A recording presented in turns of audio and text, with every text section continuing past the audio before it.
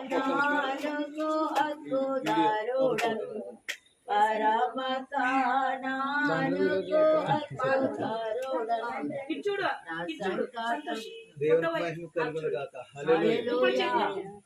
నేను అడిగిన ప్రశ్నకు నువ్వు సమాధానం చెప్పాలి. యేసుక్రీస్తు వారిని నీ సొంత రక్షణకి అంగీకరిస్తున్నావా? మరి నీ పాపాలను నిమిత్తం యేసుక్రీస్తు వారి కలువరిశిలో రక్తం కాచి ప్రాణం పెట్టి మరణించి తిరిగి లేచారని నమ్ముచున్నావా? మరి ఇది మొదలుకుని క్రీస్తు కొరకు ఎన్ని శ్రమలు వచ్చినా, ఇబ్బందులు వచ్చినా, కష్టాలు వచ్చినా ఆయన కొరకు నమ్మకంగా కడవరకు సాక్షిగా బ్రతికావా?